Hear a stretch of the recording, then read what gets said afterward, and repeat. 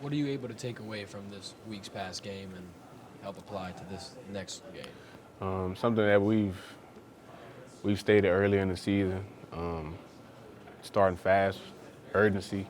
We kind of got complacent. We probably just looked at the record and just felt like A&M was just going to lay down.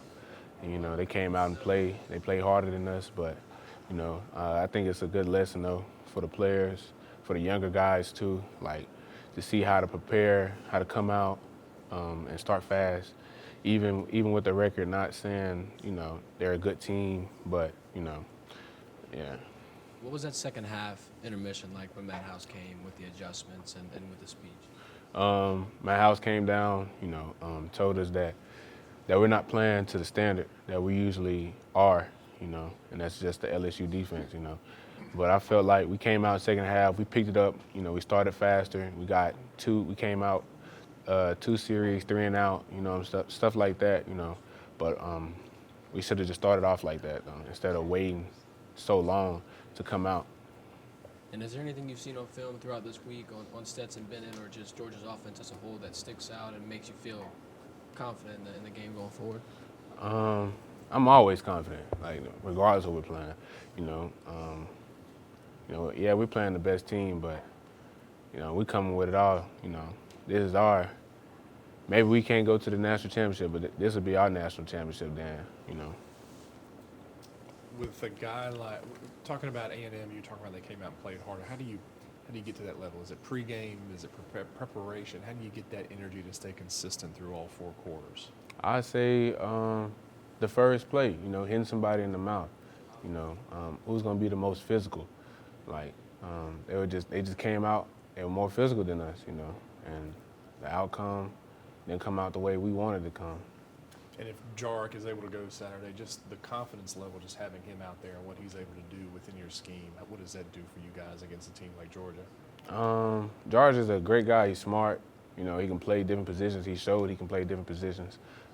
With Jarek on the field, it just helps out the defense even more, that we can come out with full confidence in everybody do their 1-11, and that we'll start faster and have more urgent, come out physical.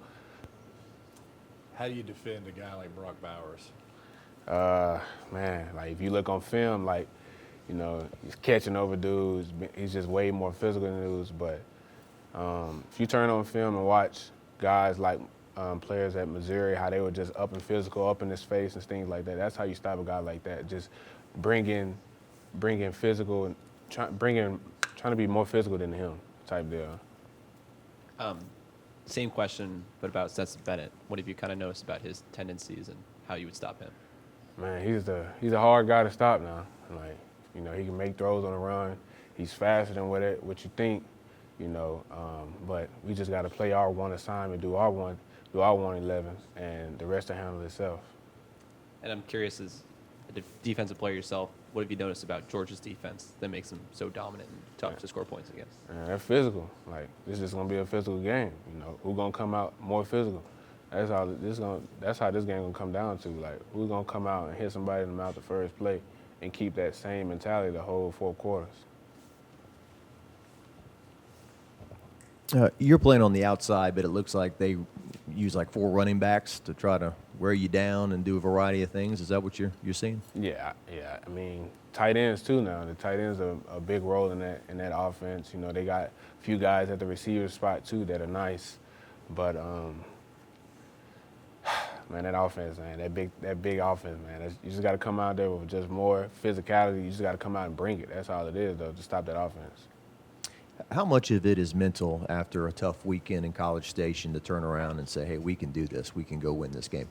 I say it's everything in preparation, like how we start the week off. Like how we start practice off, how we start faster. Like, how do we start faster? Like, we go back and look at the mistakes and be like, okay, we can't do this. We can't bring this mentality to this game, or it'll be it'll be a disastrous. Like, we don't want to see that, like, ever again. But mentality-wise, man, we just got to come out and just go out there and not think. Like, just go out there and play. Just go have fun, You transferred from a good program, but you were stepping into the SEC. You Yeah. played 12 games. Do you feel like you proved to yourself, or how do you feel like you did this year playing at this level? I have no regrets. Like, I felt like I played well, played really good, but you know, got the biggest competition, biggest test coming this weekend. When you look at this secondary, I mean, it's a patchwork crew. You got dudes from all over the place. Jay Ward moved down closer to the ball this week. I mean, guys are moving all around just to fill what you guys need to do. Do you ever look back and say, and maybe are proud of what you've accomplished considering the circumstances? Oh, yeah. Like, you know, we were counted out since the get-go, you know. To made it this far, you know, I applaud everybody in this room, coming from the freshmen, coming from the walk-ons, coming from the scout team guys, all the way up to the starters, you know. You know, we finally bought in what Coach Kelly was been preaching to us since he got here, and, you know, and look what it's turned out, you know. What's it like to be a DB and to be able to practice against guys like Kayshawn, Jare, Malik? How does that help? It brings confidence into games, like, because you guarding the best receivers every day, if you ask me. You know, guys like Malik, you know, guys like Jare, guys like you said, Kayshawn, you know, it just brings, and Kyron, it just brings confidence into the game that, it just brings a lot of confidence. That's how I see it. It just brings, like, a lot of confidence. And Coach Cortez Hankton, the wide receivers coach, very knowledgeable, man. Does he ever pop in the DB room and give y'all some keys on what he's seen on film for the other team? Yes, he does here and there. You know, he comes in, talks a little mess first, and then jokes around, and then gets strictly to business. Brian Kelly talked this week about trust and how that's evolved through this entire year with this entire team. When he first got here and started implementing things, was it hard to fully buy in and really trust him as a head coach? I mean, I say for guys that, you know, they just came in and trying to accept and trying to hear a new coach and just try to buy in, I say it's kind of hard because you don't just trust somebody on the first day, you know. It just builds up constantly, days in, days out, months in and months out, you know, and then it finally comes together when you just put it together. Just the total of the 18, 19 transfers that came in the offseason. How do you think it went, you know, merging with a group of guys that have been here already and, you know, working together as a team? It looked like, and Coach Kelly talked about, it could either destroy your team or build your team, and obviously it built the team. Like I said earlier, it just comes with trust. Like, I feel like some guys probably kind of looked at us kind of funny at first, you know, like, who are these guys, you know? But we finally we all just accepted each other, and we became a family, and we love playing with each other, you know.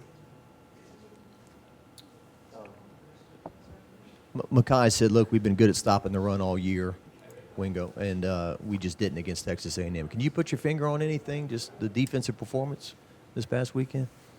You look on film, man, it's a lot of missed tackles, you know. A lot of guys just not focused. Like, we just came out a little bit too flat. Like I said earlier, just thinking, we just saw the record and just assumed that A&M was just gonna come out and just let us have the W, you know.